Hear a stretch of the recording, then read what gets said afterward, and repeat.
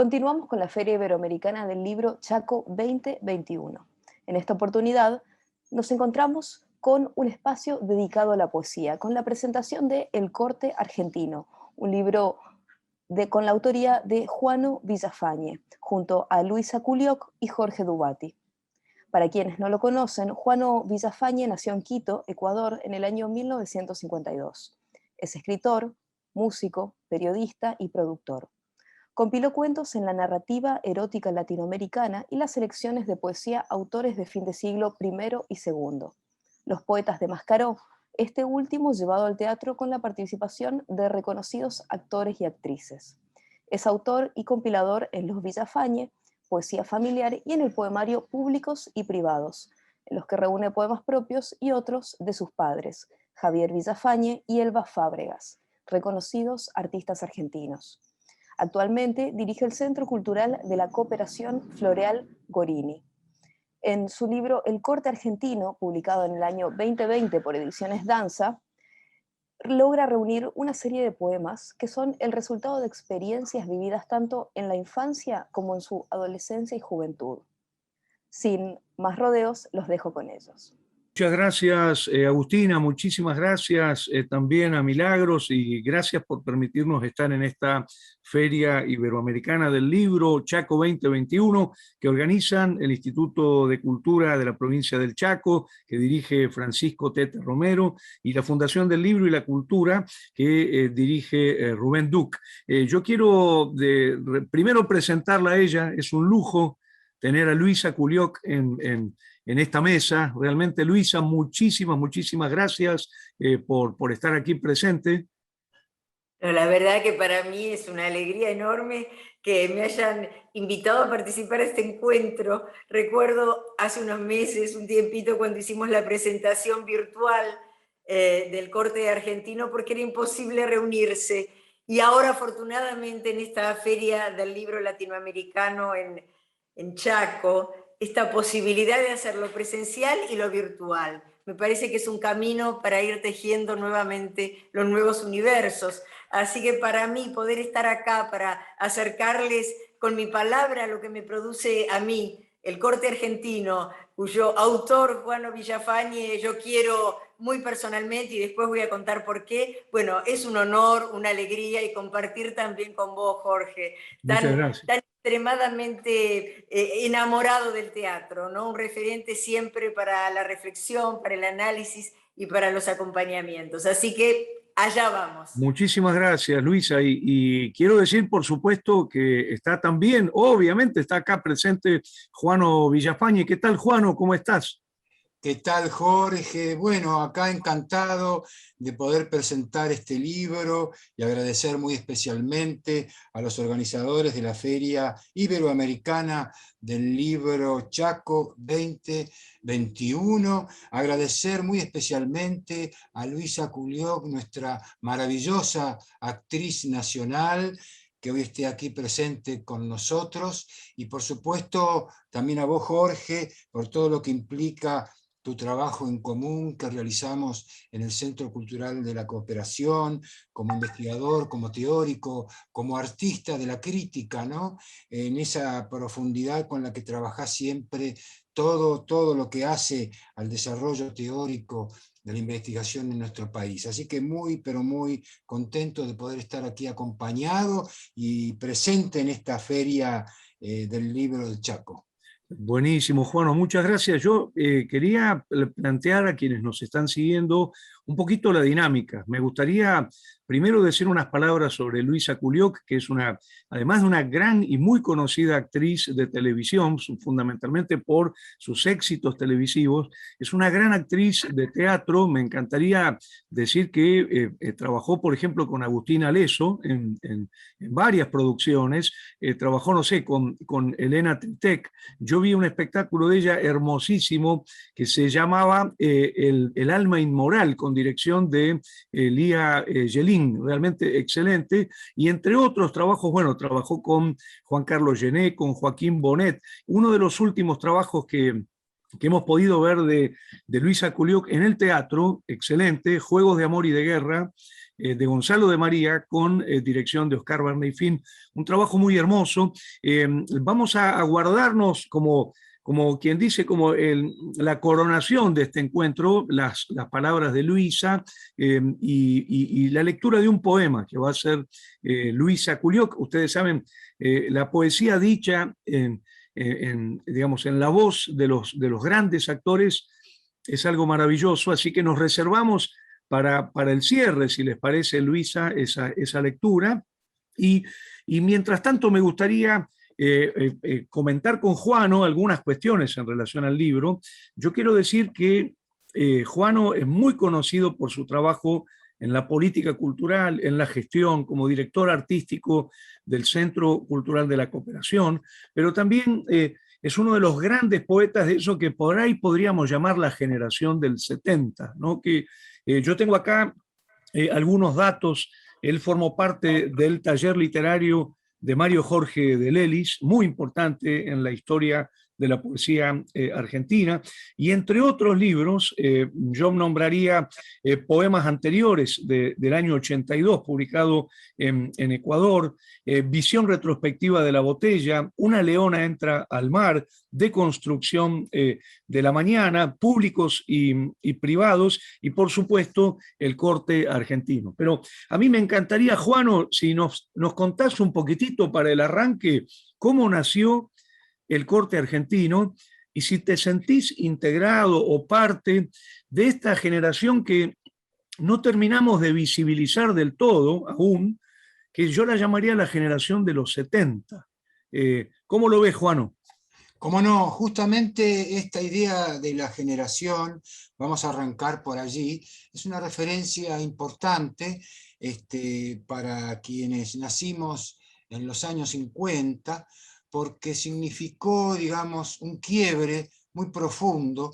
Fuimos una generación que estuvo en los márgenes, ¿no? Entre fronteras, entre las fronteras democráticas y las dictaduras cívico-militares. Realmente fue una experiencia para quienes fuimos jóvenes en los primeros años de la década del 70, experiencias realmente, bueno, por lo que significó el terrorismo de Estado y la situación cultural en general que vivió el país. Así que uno está en esa zona de frontera entre los 70 y los 80. Somos poetas de frontera, ¿no es cierto?, por estas características.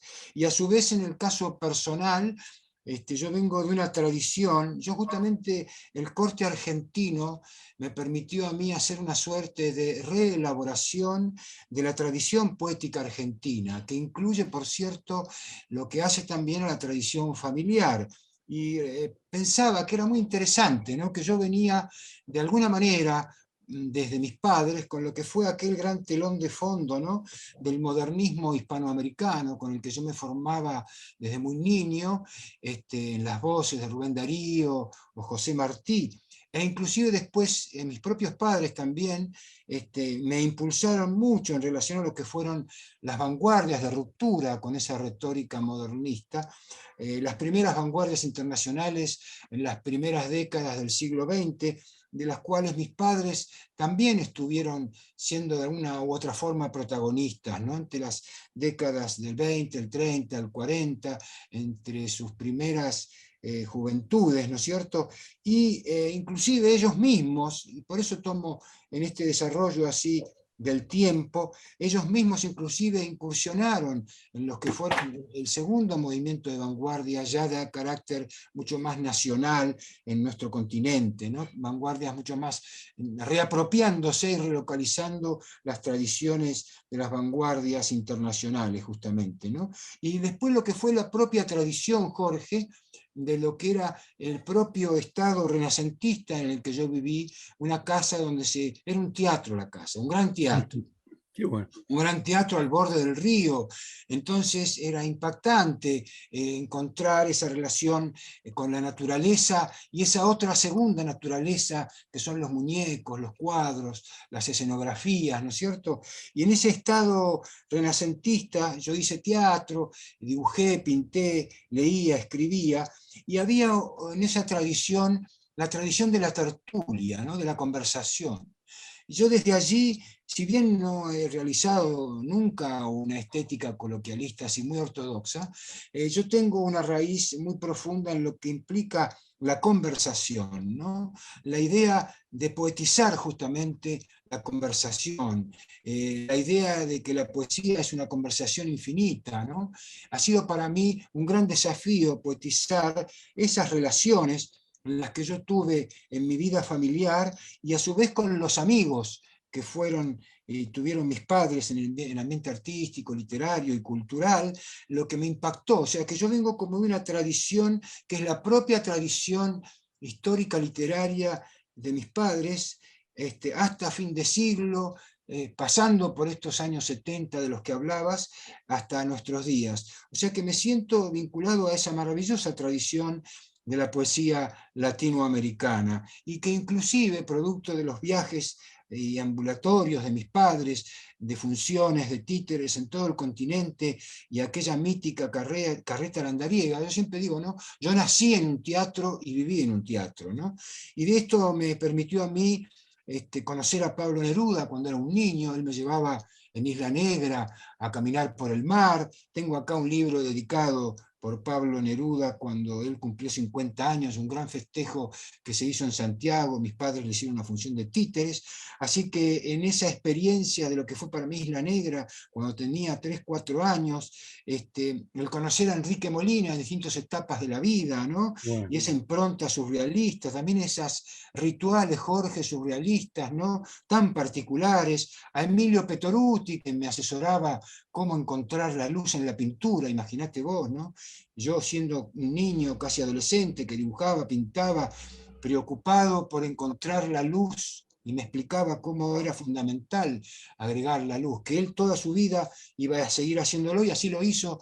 Su búsqueda en la pintura era encontrarse con la luz, ¿no? Qué O bueno. Miguel Ángel Asturias, que me llevaba a navegar por el Tigre, por las aguas del Tigre, esa experiencia extraordinaria siendo un niño, el encuentro con Violeta Parra, de la cual era muy amiga mi madre, escucharla cantar teniendo yo 10 años, 12 años, acá en Buenos Aires, justamente en la casa de Mario Pepe Quintana, o con María Elena Walsh, en fin. Entonces esta condición de lo que fue un poco esa historia del teatro metido en el río, ¿no? En el monte y en el río, ¿no?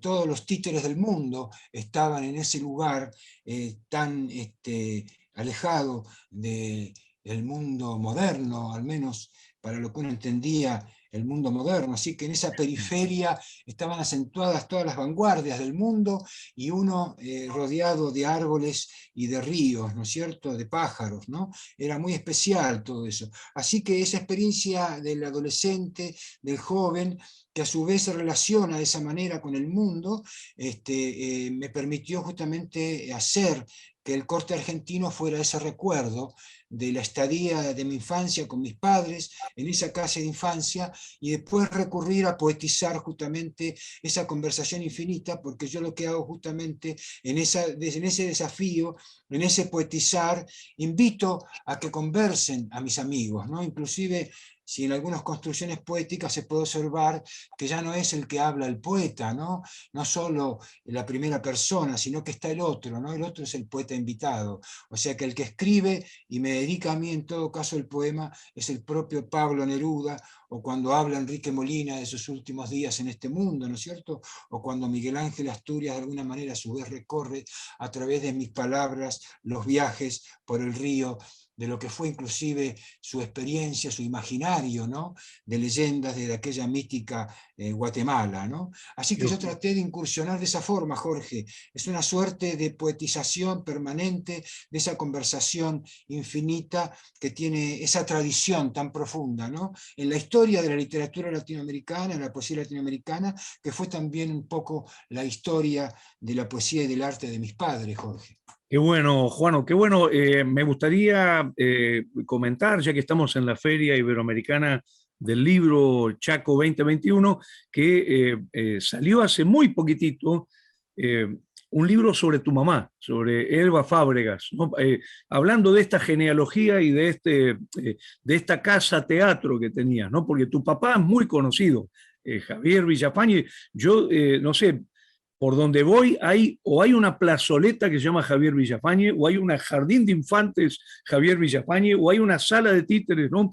Un hombre muy conocido. Ahora, Elba fue una gran artista, un poco más secreta, y hay un libro de Leonor Vila, yo lo tengo acá, ahí está la foto de tu madre, ¿no? El libro se llama El eslabón perdido, un recorrido por la vida de Elba Fábregas, editado por Ediciones del CCC. Digo, leer este libro de Leonor Vila es también leerte, Juano. Ahora, me encantaría que cuentes un poquito más en esto que estás diciendo sobre la historia de la poesía y la importancia de los individuos, ¿no? De determinados artistas en esa historia de la poesía argentina y latinoamericana. Me encantaría que cuentes un poquito del grupo Mascaró y un poquitito sobre el taller Mario Jorge de Lelis, porque sé que además estás armando una antología de la poesía argentina de los 70 y estás armando una historia del taller Mario Jorge de Lelis, ¿no? Así es, Jorge, el taller Mario Jorge de Lelis fue uno de los primeros talleres literarios que se formaron en la Argentina a finales de los años 60, en 1969.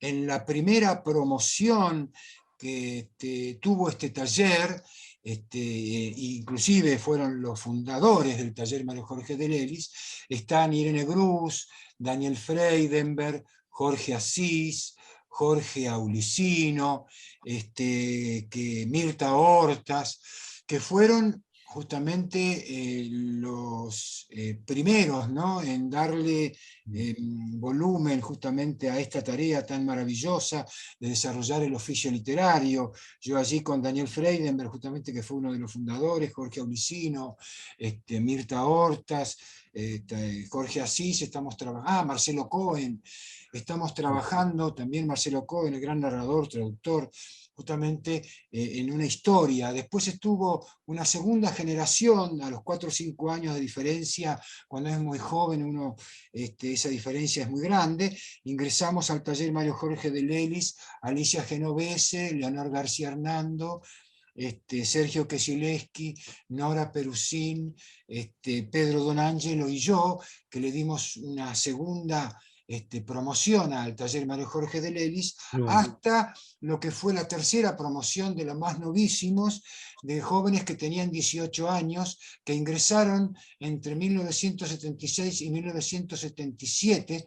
En 1977 el taller se tuvo que cerrar porque tuvimos 3 desaparecidos, María Elena San Martín, Claudio Valetti y Sergio Valetti, Claudio Valetti y Claudio Ostrecht, perdón, y María Elena San Martín, que fueron desaparecidos los 3, y Lucina Álvarez, que fue desaparecida también. Ella estuvo en la promoción anterior, la hermosa docente y poeta que fue justamente mujer de Mario Jorge de Lelis, ¿no? La mujer de Mario Jorge de Lelis, en un momento de la vida de Mario Jorge de Lelis. Así que toda esa etapa fue una etapa que en los últimos años, diría yo, en el último año, de 1977 a 1976, cuando desaparecen María Elena San Martín, Claudio Ostrecht y Claudio Valetti, se produce, digamos, allí ya, digamos, el cierre del taller. Estuvimos presos en diversas oportunidades. Bueno, fue una situación, pero tengo un recuerdo excelente de lo que fue la formación poética, literaria, intelectual mía en ese taller, junto a todos los compañeros que nos rodearon siempre, ¿no es cierto? Y luego, ya en postdictadura, en homenaje a lo que fue la vida y la obra de Haroldo Conti, presentamos, le dimos lugar a la revista Mascaró, en homenaje a Haroldo Conti. En ese primer número publicamos el último cuento que había escrito Haroldo Conti el día que lo secuestraron, que se llama A la diestra, los hijos de Haroldo nos dieron ese cuento para darle a la revista, al primer número de la revista, como homenaje a Haroldo, el último cuento que Haroldo había escrito, ¿sí? Y a su vez nosotros desarrollamos allí una experiencia muy importante de 4 o 5 años en lo que fue la revista Mascaró y los poetas de Mascaró, que fueron liderados por Leonor García Hernando, que hasta que ella falleció en el año 2001, falleció muy joven Leonor, falleció en el año 2001, mantuvimos, digamos, hasta esa fecha lo que fue la colección de poesía Mascaró. Y la revista Mascaró, que justamente tanto del taller Mario Jorge de Lelis como de la revista Mascaró y de los poetas de Mascaró, como de Liberarte Bodega Cultural, estamos desarrollando un libro, una suerte de investigación sobre lo que implicó en el tiempo, una línea del tiempo en el trabajo literario, poético, artístico, cultural, ¿no es cierto? Así que en ese sentido es todo un trabajo muy importante el que se va a llevar adelante en este libro, ¿no? Y Qué bueno, eso es bueno. parte un poco de la historia también de mi propia tarea poética, literaria, artística, cultural, ¿no? Vos viste, Juano, que hay muchos libros que reúnen poesía, antologías de poesía, pero hay muy pocos libros de historia de la poesía. Y yo creo, no sé si estás de acuerdo, que la historia de la poesía argentina y de la poesía latinoamericana es realmente impresionante, ¿no? No, es impresionante. Yo creo que la experiencia poética, esto hay que resaltarlo, Jorge, está muy claro lo que vos decís. La experiencia poética del movimiento del modernismo hispanoamericano fue una experiencia poética colectiva en una sola lengua extraordinaria y sincrónica, allá entre 1880 aproximadamente, hasta que muere Rubén Darío en 1916. Esa fue una experiencia poética colectiva extraordinaria de reapropiación de la palabra. Yo siempre digo, siempre decimos, ese gran trabajo poético de recuperación de la palabra, de aquella palabra impuesta por el colonizador, ¿no? Esto José Martí lo hace de manera extraordinaria, cómo hacer poesía con aquellas palabras impuestas por el colonizador, cómo revertir en amor la construcción colonial que se les había impuesto. Bueno, Cuba fue la última colonia que se independizó de España, ¿no? Y después fíjate vos que hay otra experiencia colectiva, pero la experiencia del modernismo hispanoamericano, a mí que me tocó viajar por toda América Latina, fue extraordinaria. Además, el poeta se transformó en una figura cotidiana. Vos vas a Venezuela, vas a Colombia, vas a Ecuador, y a la persona que quieren mucho le dicen poeta. Viene el poeta, oh poeta, el tipo por ahí no escribe, ni tiene la menor idea de la poesía, pero la persona, por el hecho de ser afectivamente un amigo, se le dice poeta. O sea, la impronta del modernismo fue extraordinaria, la reapropiación fue extraordinaria. Bueno, Neruda decía, ¿no? Se llevaron todo y nos dejaron las palabras. Y la otra experiencia extraordinaria, poética también, que impactó desde el surrealismo, ya no solo en una sola lengua, ¿no es cierto? Hispanoamérica era una sola lengua, sino en el mundo. Fue otra experiencia colectiva en muchos idiomas que fue el surrealismo, ¿no? El surrealismo fue otra experiencia extraordinaria que tuvo impactos muy grandes. Yo te digo, todas las vanguardias internacionales, el dadaísmo, el creacionismo, bueno, esto es más bien del poeta chileno Vicente Huidobro, pero en general todo el ultraísmo, todas las vanguardias tuvieron procesos de relocalización nacional en los procesos latinoamericanos, en Colombia con los nadaístas, en Ecuador con los ánsicos, el techo de la ballena en Venezuela.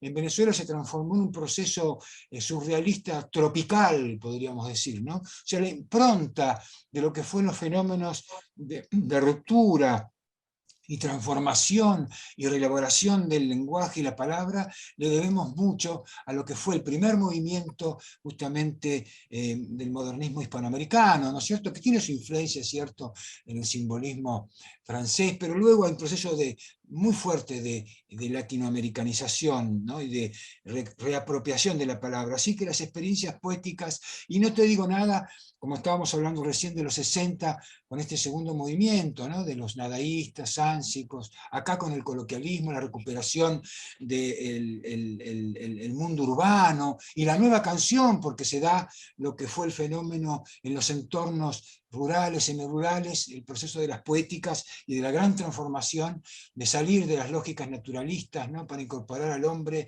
de otra manera en el paisaje, y los mundos urbanos, ¿no es cierto?, de los años 60, y hasta nuestros días, sin dejar de desconocer los años 70 y 80, el barroco, el neorromanticismo, el neobarroco, ¿no?, el objetivismo, que también generó una gran, hasta los 90, que está el soporte papel en vigencia. Yo te digo, Jorge, que la poesía tiene una tradición extraordinaria, ¿no es cierto? Y yo creo que uno en determinado momento va y recurre hacia la tradición, ¿no? Y en ese gran libro de Rafael Felipe Oteriño, justamente, que se titula Una conversación infinita, él plantea, él lo hace allí, el título más que desde una poética, lo hace desde el punto de vista de una conversación ensayística, ¿no? Exacto. Una casualidad maravillosa, pero él plantea allí que las tradiciones están en las continuidades y en las rupturas, ¿no? O sea que las rupturas, como ya sabemos, también son hoy, y las vanguardias ya forman parte de la tradición, y uno al ir hacia las tradiciones lo que hace es reelaborar las propias escrituras, redescubre. Esto es lo que me pasó a mí un poco con el corte argentino. Desde la poesía pude redescubrir las tradiciones poéticas de mi familia, que son también las tradiciones poéticas de nuestro país y de América Latina, ¿no? Buenísimo. Estamos hablando con Juano Villafañe, el autor del corte argentino, y está con nosotros la gran actriz Luisa Culioc. Ya la presentamos en el arranque y se está pasando el tiempo volando, entonces me gustaría darle la palabra a Luisa. Luisa, contanos de tu relación con la poesía, de tu relación con Juano Villafañe, de esto que nos prometías cuando digamos, abrimos la reunión de hoy. Bueno, gracias, gracias. Acá estaba escuchando atentamente esos universos que nos estaban narrando Juano. Bueno, para mí siempre la presentación de un libro es muy emocionante, pero bueno, en este caso se suma además una situación que yo diría, por un lado personal y por el otro lado colectiva, ¿no? En lo personal, yo empecé a estudiar teatro muy temprano, a los 5 años, con Blanca de la Vega, y ahí estaba presente siempre Javier Villafañe. Son tanto padre e hijo, son tan artistas que, perdón, Javier Villafañe estaba en los relatos, en la poesía, con Landariega, a través de sus textos, quiero decir. Blanca de la Vega lo tenía permanentemente presente. Entonces, para mí, eso fue algo que me cimentaba. Yo estoy construida con ese mundo, y cuando en la infancia pasan esas cosas, te quedan para toda la vida. Y incluso yo tenía un amiguito, un compañerito que me regaló Los sueños del sapo, no sé si tendría yo 7 u 8 años, esos cuentos maravillosos para niños también de Javier. Y luego, con los años que pasan, encontrarme con Juano a través de su poesía, a través de aquella bodega de Liberarte, ¿te acordás, Juano? ¿Te ¿Te acordás? Sí, acordás de la totalmente. bodega? Sí, sí, Que yo sí. lo acompañaba a Roberto, mi compañero, que también Claro, escribe, del y grupo No había Sud, claro. claro, y ahí se encontraban los poetas, las poetas, y bueno, escritores extraordinarios, y ahí estaba Juano, ¿no? Juano, que era como un guardián de lo poético, ¿no? Un guardián del habla, de la lengua, de lo escrito, de lo imaginado. Luego, bueno, encontrarme con sus textos, y ese Centro Cultural de la Cooperación, ¿no?, que lo tiene él como director artístico, y he tenido, como vos decías, bueno, la fortuna de hacer ahí también teatro. Así que es como un largo hilo conductor, ¿no? Esto en lo personal es muy fuerte, pero no alcanzaría si la poesía no tuviera, en los mejores casos, y como es este de Juano Villafañe, la connotación de lo público. Acá, en este libro, aparece en forma muy fuerte todo lo que es nuestra Latinoamérica.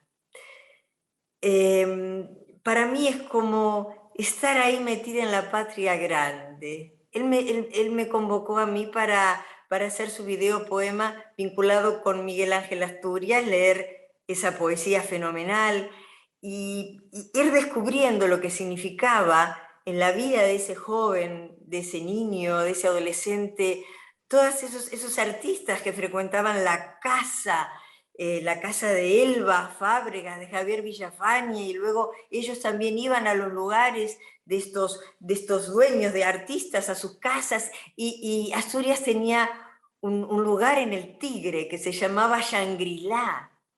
Y lo que cuenta él en esa poesía es extraordinario. Después creo que la vamos a tener, ¿no? Porque es muy hermoso cómo se ha logrado con la palabra, con la lectura y las imágenes en una edición bellísima, y la música, y además el subtitulado que permite que quien no puede escuchar también pueda percibir la vibración de lo que significa esa palabra.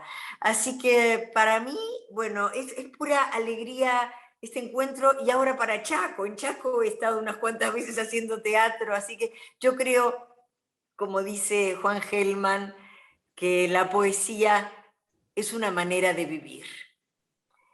Recibir la posibilidad de haber estado desde muy pequeña vinculada con eso, y que ahora se me convoque con esas cosas que decís además, Jorge, que me dan tanto pudor, esas cosas que decís de mí como actriz.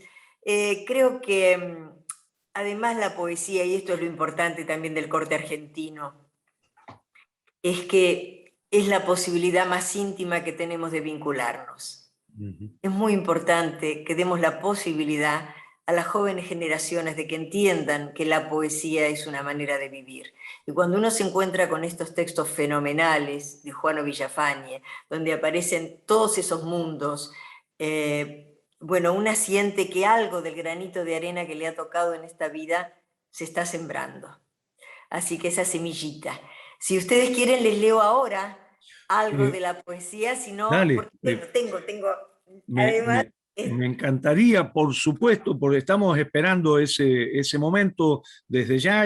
A mí sí me gustaría mostrar la tapa del libro, creo que no la hemos mostrado todavía. Aquí está, hay una foto de Juano Villafañe, ¿no? ¿Sos vos, Sí, sí, Juano, no es ahí cierto? estoy haciendo títeres en una clase con Ariel Bufano. Qué bárbaro, qué bárbaro.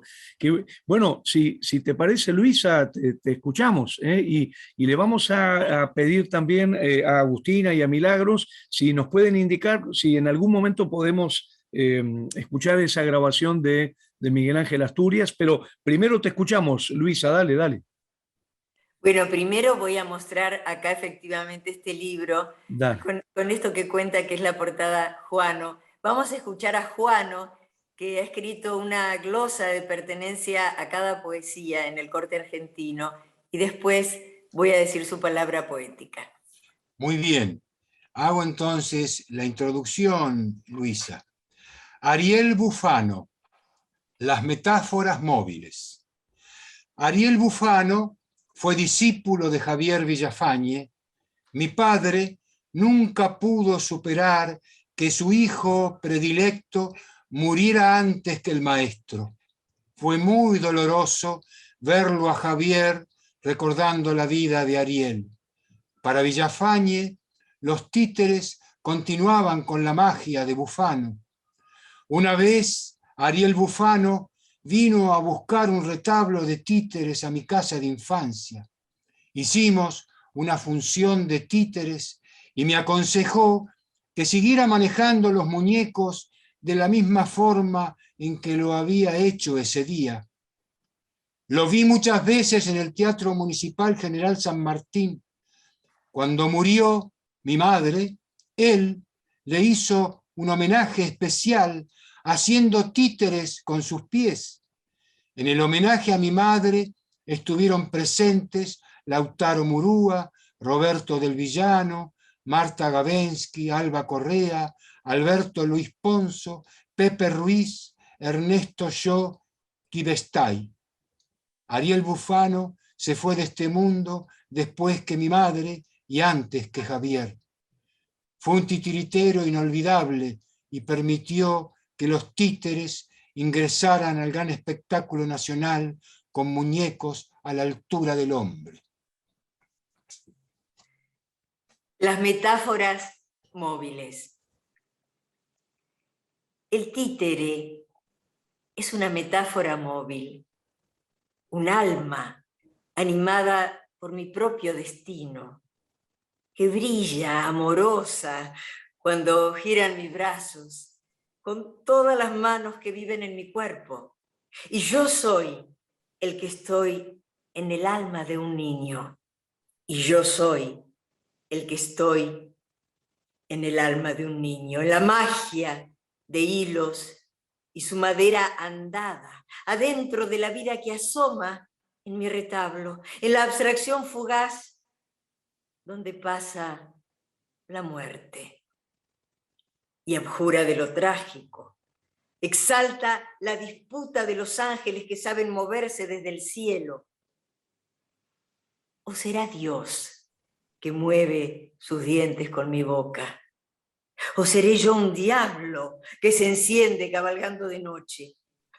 Antes que a la princesa la rescate un extraño, antes que la ame en la torre desnuda, como aquella muñeca que llevo con mis manos, celebrada por la idea de un príncipe oculto, porque soy como la sombra que penetra su alma y que la sube de nuevo a un retablo muy blanco. En el otro golpe que juega con mis manos, porque he llorado y he vivido tan cerca, con el amor que te traje del aire de un recuerdo, con este muñeco que te mira a la frente, hacer lo que se dice como aquel extranjero, y ha sido el otro el que vuelve a contarme que la princesa estuvo en el medio de un bosque, con esta palabra que me deja escribirte y regresar a esta boca, a este retablo roto.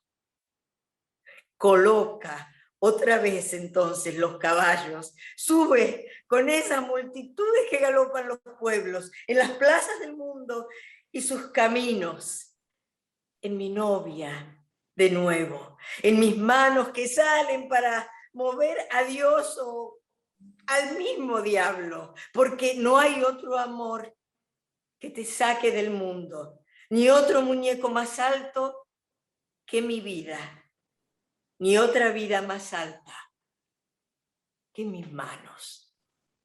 Gracias. Qué bueno, Luisa, qué maravilla. La conjunción de la poesía de Juano Villafañe y la voz, la interpretación, la actuación de Luisa Culió, hermoso, hermosísimo, hermosísimo. Yo creo Gracias. que después de esto tenemos que terminar acá, Juano. Ya está. Porque después de esto, todo lo que hagamos arranca abajo. Arranca abajo. Es una maravilla. No, hay que levantar ahora. Hermoso, no, hermoso. Vos sabés que yo quiero contar una pequeña anécdota, porque, digamos, a mí el poema de Miguel Ángel Asturias me lo confirió para hacer el video, con el poema, el video poema Juano. Y después yo digo, ¿qué leo? Es difícil elegir porque yo tenía ganas de leer algo y digo, ¿pero qué? Porque cada uno de esos artistas que están ahí también tiene una historia con uno. Está María Elena Walsh, está Leda Valladares, bueno, todos los que tienen que tener el libro en sus manos, porque no es lo mismo ver que tener el libro. Bueno, y elegí porque a mí me tocó en un momento con Elena Triteca hacer un espectáculo que se llamaba El collar de la paloma, y estábamos ensayando, me ponía cosas, y un día Elena dice, Luisita, dice, ¿cómo me gustaría que esto lo hagas con un títere? Y ahí yo llegué con mi cuerpo a tener un títere, y para saber qué hacer con ese títere, fui y tomé unas clases con Adelaida, que fue la compañera, es la compañera, bueno, será siempre, eternamente la compañera de Ariel Bufano. Y ella me enseñó a manejar un títere que yo manejaba con mis dedos, y con la otra mano, y hacía el narrador, bueno, era un cuento. No me quiero exceder en esto, pero quiero decir que además tuve la fortuna de colocar en mi cuerpo ese lugar de instrumento para que ese títere, esa muchacha, hable y actúe. Y fue una generosidad, quiero decir, para redondear esto del mundo de los títeres, y esto que dice Juano, ¿no? Donde uno es el títere. Cuando yo fui, ella me dijo, después te vamos a hacer uno especialmente para vos. Y cuando llegó el momento me dijo, de ninguna manera, dijo, porque cada títere es único, este tiene un peso, tiene un modo que es tuyo. Vos estás acostumbrada a trabajar con este títere, yo no lo puedo cambiar eso, nada va a ser igual a este, son todos diferentes, este es tuyo y te lo regalo. Así que, bueno, esto para mí quiero decirles que fue un gran momento y les agradezco esta posibilidad de leer este poema de Juano Villafañe sobre los títeres. Hermoso, hermoso. Realmente hermosísimo. Yo creo que la gente lo debe estar disfrutando enormemente. Y Juano, si después de esta lectura, esta interpretación tan hermosa, la gente no va corriendo a comprar el libro, yo creo que ya hay que resignarse. Porque estuvo hermoso, hermoso, realmente, hermoso. Y después están, Jorge, los recuerdos, a propósito de lo que cuenta Luisa, ¿no? Los recuerdos que se van asociando. Si me permiten un minutito, mirá, voy a buscar acá. Tranquilo, Juano. Yo también quiero aprovechar para decir que el libro El corte argentino tiene un texto muy hermoso de otro gran poeta argentino, que es el Teuco Castilla. El Teuco Castilla escribe uno de los prólogos, todos giran en un círculo emocionado. Realmente es un texto muy hermoso. Y hay un tercer prólogo a cargo de, no los voy a nombrar a todos, pero nada menos que de Horacio González, el querido Horacio González, que perdimos hace poquito, y otro que es el de Carlos Juárez Aldazábal, el de Luisa Valenzuela. Realmente, Juano, hay un grupo de voces preliminares muy interesantes, ¿no? Sobre todo yo quiero destacar muy especialmente el prólogo breve, pero muy hermoso prólogo de Horacio González. Y a su vez también tu maravilloso prólogo, también Jorge. Y vos sabés que recordando todo esto, recién me acercaba acá, y si ustedes se fijan, mira, esto es, no sé si se ve ahí, Las uvas y el viento, ¿se ve bien? Sí, se ve. Es Neruda, Neruda, Juano. De Neruda, de Pablo Neruda, y si ustedes se fijan, tiene acá una dedicatoria, ¿no? Ah, qué bueno. Dice a Elba Fábregas, a Javier Villafañe, a Juan Cristóbal, con amor, Pablo Neruda, ¿no? Y Juan Cristóbal sos vos, Juano. Soy yo, claro. Cuando era niño, cuando me hice grande me pusieron Juano. Tal cual. Esto es del año justamente 54, cuando Neruda cumplió 50 años y se le hizo un hermoso cumpleaños, y este es uno de sus libros, Las uvas y el viento, ¿no? Sí, bárbaro. Bueno. Y así fueron recuerdos siempre, ¿no? De las arpilleras que tenía mi madre, de Violeta Parra, ¿no es cierto? O de las ilustraciones que mi madre le hizo a María Elena Walsh, o de muchas cosas que tenían mis padres de amigos comunes, ¿no? Que fueron de alguna manera los que me nutrieron en ese mundo del encuentro con el arte, ¿no? Cuando era muy niño, yo en realidad no sabía ni podía llegar a reconocer la magnitud, la importancia de estos hombres y mujeres, ¿no? Que hicieron a la cultura tan importante en nuestro país y en América Latina. Así que tengo ese recuerdo. O sea, el libro me permitió retomar, como dice justamente ahí, también Aldazábal, una suerte de novela familiar, ¿no? Exacto. La Juano, poética del recuerdo, sí. Juano, discúlpame, pero como estamos ya rondando los 45 minutos, sí. le quiero pedir a Agustina, no sé si podemos pasar la grabación, Agustina. A Miguel Ángel Asturias. Miguel Ángel Asturias fue muy amigo de mi madre Elba Fábregas. Con mi hermano Emilio íbamos a la isla que Miguel Ángel tenía en el Tigre. Siempre nos invitaba a navegar por el río.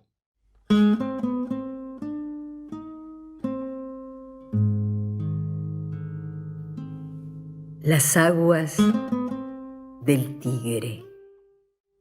Asturias navegaba por las aguas del Tigre, o por las aguas del Paraná, o las aguas del Usumacinta, o por algunas aguas de otros ríos profundos, que viajan con la fuerza de la luz.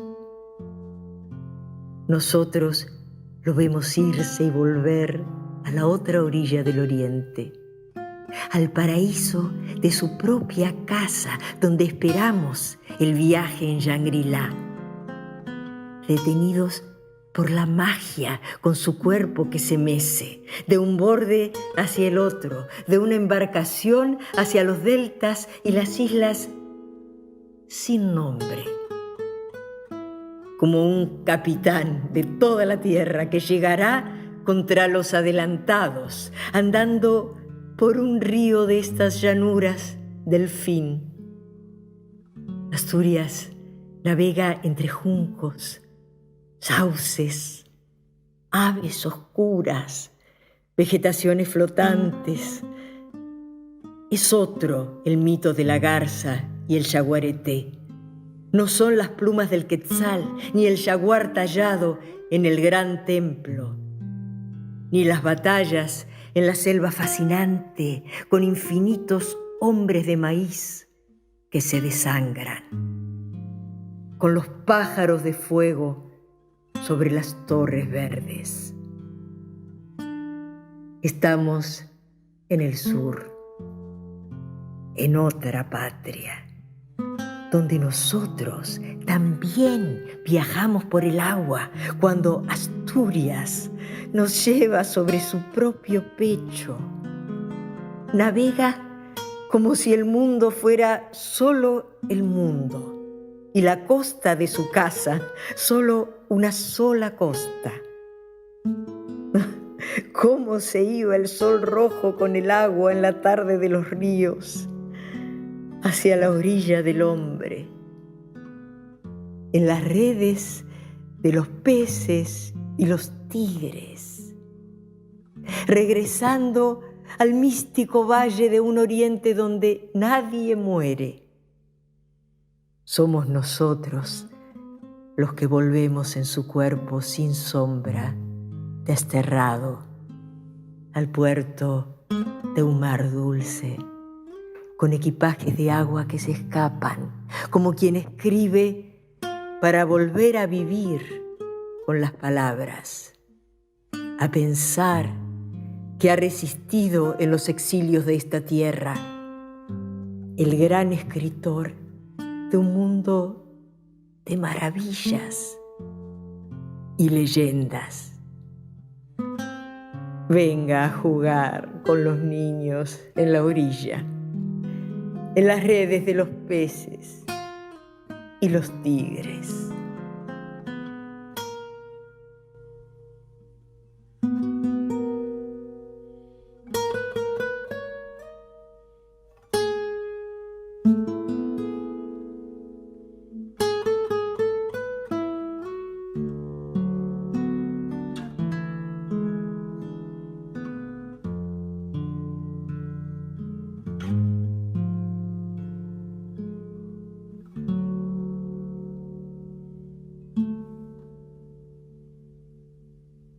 Bueno, nada, quiero mucho, todo. Quiero agradecer a ustedes, agradecer a la Feria del Libro y agradecer todo este momento tan único que compartimos y que queda en la memoria para siempre. Les mando un enorme, enorme abrazo.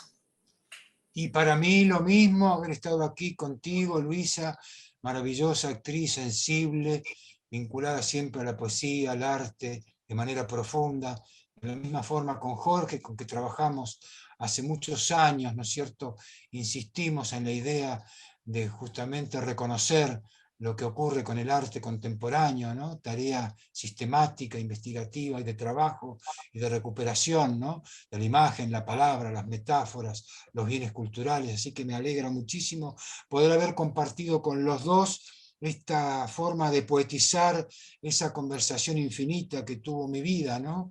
Hasta el presente y que seguirá siendo así, y esta posibilidad justamente de ofrecer la palabra a los otros y poder trabajar conmigo mismo, ¿no? El sentido de lo poético y vivir, como decía Luisa también poéticamente, el riesgo de vivir poéticamente y la felicidad, esa gracia, ¿no? Ese estado de gracia que nos ha dado la poesía en todas sus formas artísticas a las mujeres y hombres de este mundo, ¿no? Para poder vivir en plenitud.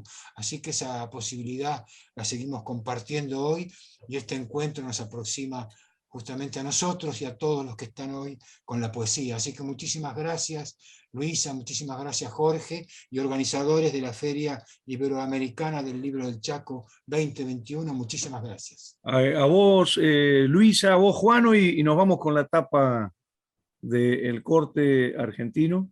Y muchísimas gracias a Agustina y a Milagros. Muchísimas gracias, Juano, Luisa y Jorge, por dedicar este espacio a la Feria Iberoamericana del Libro Chaco 2021. Realmente hemos sido testigos de historias maravillosas. La infancia es, sin lugar a dudas, un momento de gran importancia en la vida de cualquier persona, y más si hablamos de escritores, poetas, artistas en general, donde esas experiencias, esas anécdotas terminan siendo cristalizadas en un libro como por ejemplo El corte argentino. Muchas gracias.